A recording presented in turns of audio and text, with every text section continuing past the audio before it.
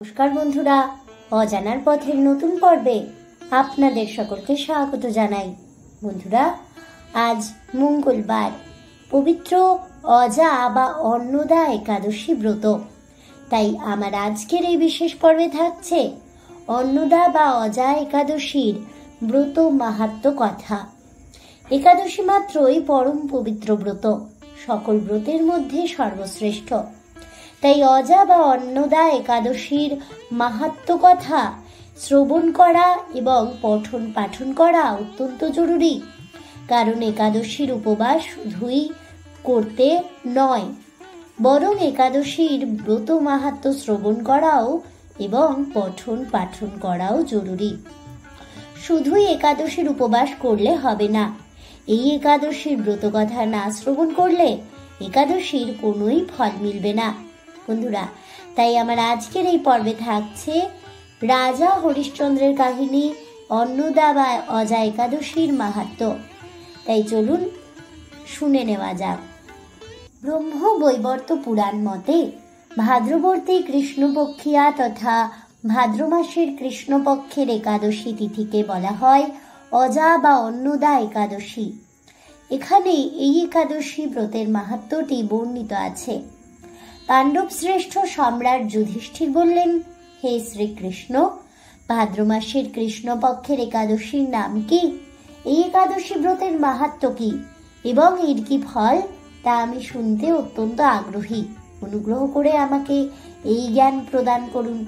শ্রীকৃষ্ণ বললেন, হে রাজন, হে পাণ্ডব শ্রেষ্ঠ, আমি সবিস্তারে ভাদ্র মাসের কৃষ্ণপক্ষিয়া একাদশী অন্নদা একাদশীর মাহাত্ম্য বর্ণনা করছি।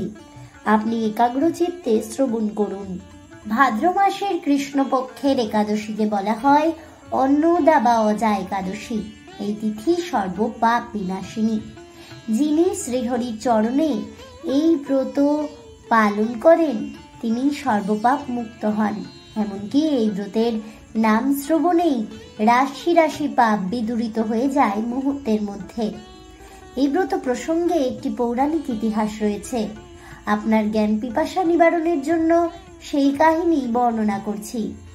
এই কাহিনী শ্রবণ করলে আপনি অন্নদা বা অজা একাদশীর মাহাত্ম্য সম্পর্কে আরো গভীরভাবে বুঝতে পারবেন। অতি প্রাচীন কালে কৌশল রাজ্যে রাজা হরিশ্চন্দ্র নামে এক নিষ্ঠাপরায়ণ সত্যবাদী চক্রবর্তী রাজা ছিলেন। তিনি ছিলেন যেমন দাতা তেমনি ধার্মিক এবং সত্যবাদী। তার কাছে কোনো কিছু চেয়ে কেউ কখনোই খালি হাতে ফিরতেন না। শীঘ্রই তার এমন দানের সুখ্যাতি স্বর্গ মর্ত পাতালে ছড়িয়ে পড়ল। একদিন দেবরাজ ইন্দ্রের সভায় বশিষ্ঠ মুনি রাজা হরিশ্চন্দ্রের দানশীলতার কথা বর্ণনা করছিলেন। এমন সময় ঋষি বিশ্বামিত্র রাজা হরিশ্চন্দ্রের দানের সুখ্যাতি শুনলেন। ঋষি বিশ্বামিত্রের ইচ্ছে হলো তিনি রাজা হরিশ্চন্দ্রের দানশীলতার একটি পরীক্ষা নেন। তাই পরীক্ষা নেওয়ার জন্য উপযুক্ত সুযোগের অপেক্ষায় রইলেন। কিছুদিন পর স্বর্গের 5 জন অপ্সরা কোনো একটি ভুল করার জন্য দেবরাজ ইন্দ্র কর্তৃক অভিশাপগ্রস্ত হন। ইন্দ্রের অভিশাপ ছিল যে ওই 5 জন অপ্সরাকে মানবী হয়ে জন্মগ্রহণ করে ঋষি বিশ্বামিত্রের তপবনে কিছুকাল বাস করতে হবে। ফলে যা হবার তাই হলো। অপ্সরাগণ মানবী রূপে ঋষি বিশ্বামিত্রের আশ্রমে রয়ে গেলেন পরিচারিকা হিসেবে।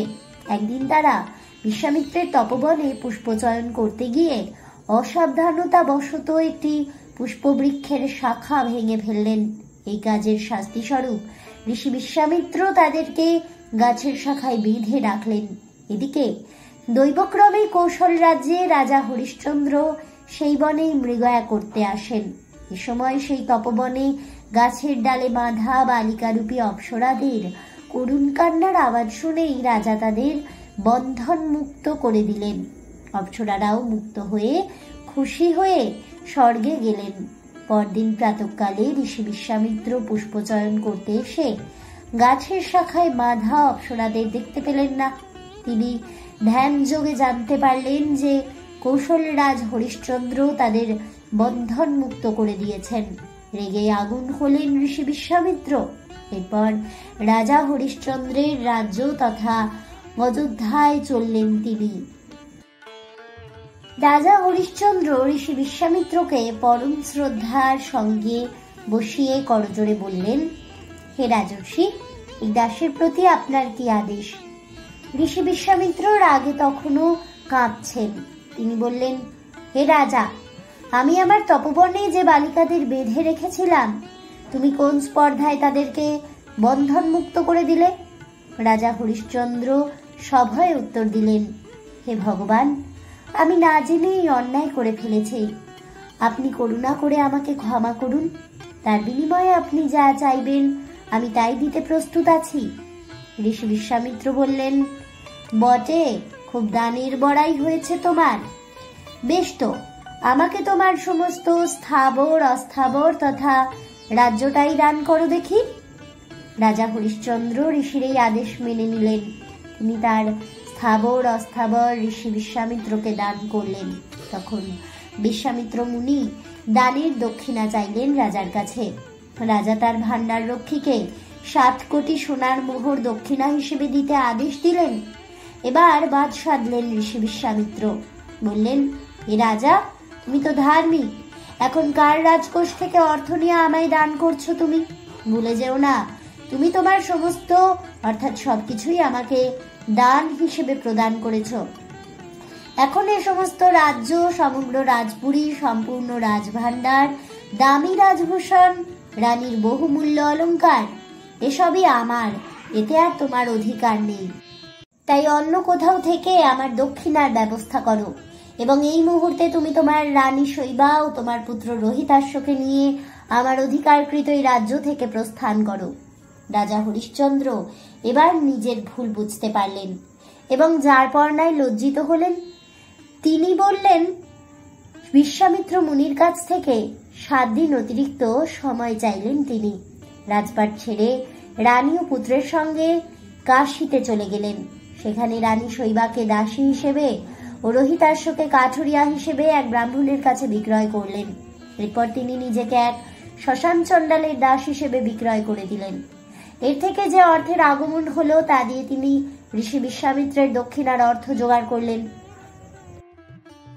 একদিন যিনি ছিলেন রাজ চক্রবর্তী, যে রাজার সুখের জন্য শত সহস্র দাস দাসী ব্যস্ত দিন কাটাতো, তিনি এখন একজন সামান্য শ্মশান চণ্ডালের দাস।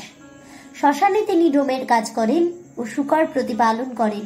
অন্যদিকে শত শত দাসী যে রাজরানী শৈবার সেবা করত, তিনি আজ দরিদ্র ব্রাহ্মণের কেনা দাসী। আর রাজকুমার রোহিতাশ্ব, তিনি ব্রাহ্মণের পুজোর জন্য পুষ্প চয়ন করেন এবং কাঠ কাটেন। কিন্তু হাই, এর চেয়েও নিষ্ঠুর পরিস্থিতি এগিয়ে এলো রাজা হরিশ্চন্দ্রের পরিবারের উপর। একদিন ব্রাহ্মণের পুষ্প কাননে পুষ্প চয়ন করার সময় রাজকুমার রোহিতাশ্বকে এক কাল সর্প দংশন করল। রাজকুমার ঢলে পড়ল মৃত্যুর হিমশীতল কোলে। রানী শৈবাও তার জগৎ অন্ধকার দেখলেন। যে পুত্রের মুখের দিকে চেয়ে তিনিও রাজা হরিশ্চন্দ্র সব দুঃখ কষ্ট সহ্য করেছিলেন, সেই স্নেহের পুত্রও আজ চলে গেলেন না ফেরার দেশে। রানী পুত্র শোকে বিলাপ করে কাঁদতে লাগলেন। কিন্তু মৃত পুত্রের সৎকার তো করতে হবে। কিন্তু সেখানে নেই তার কোনো আত্মীয় স্বজন। কে করবে দুঃখিনী মায়ের দুলালের শেষকৃত্য? তাই নিজেই নিজের নারী ছেঁড়া ধন কোলে নিয়ে চললেন শ্মশান ঘাটে। প্রকৃতি সেদিন যুদ্ধং দেহি ভঙ্গিতে সেজেছে। চারদিকে ঘোর অন্ধকার ও ভয়ানক দুর্যোগ। ঘাটের কড়ি আদায় করার জন্য রাজা হরিশ্চন্দ্র শ্মশানে দাঁড়িয়ে তার দায়িত্ব পালন করছিলেন। এমন সময় রানী শৈবা ও তার মৃতপুত্র নিয়ে ঠিক সে শ্মশানে এসে উপস্থিত হলেন। তাদেরকে চিনতে না পেরে রাজা হরিশ্চন্দ্র বললেন, যদি তিনি ঘাটের কড়ি না পান তাহলে তিনি শবদাহ করতে পারবেন না। রানী শৈবা আর কি করেন, তিনি নিজেও তো অপরের কেনা দাসী, ঘাটের কড়ি কোথায় পাবেন? মনের দুঃখে তিনি সেই শ্মশানে বসেই রাজা হরিশ্চন্দ্রের নাম ধরে অঝরে কাঁদলেন। এমন সময় দৈব ইঙ্গিতে একবার বিদ্যুৎ চমকালো। সে বিদ্যুতের আলোতে রাজা হরিশ্চন্দ্র তার রানী শৈবা ও মৃতপুত্র রোহিতাশ্বকে চিনতে পেরে ডুকরে কেঁদে উঠলেন। রানী শৈবা ও ডোমের পোশাকে দায়িত্বরত রাজা হরিশ্চন্দ্রকে চিনতে পেরে তার পায়ে পড়ে কাঁদলেন। তারপর দুজনে মিলে এভাবেই অনেকক্ষণ কাটালেন। পরে পুত্রের জন্য চিতা প্রস্তুত করে নিজেরা ওই চিতায় আত্মাহুতি দেওয়ার সিদ্ধান্ত নিলেন।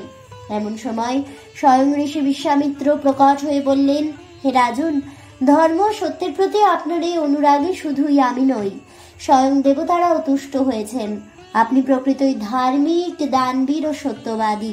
এই দেখুন, আপনার পুত্র বেঁচে উঠেছে। এই বলে রাজকুমার রোহিতাশ্বের গায়ে হাত বোলাতেই তিনি বেঁচে উঠলেন।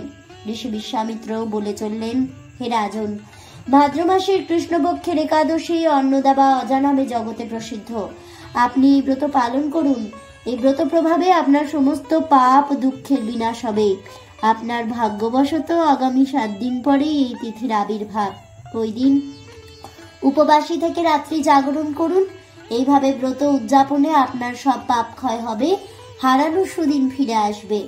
ঋষিবরের উপদেশ মতো তিনি শ্রদ্ধা সহকারে সে ব্রত পালন করলেন।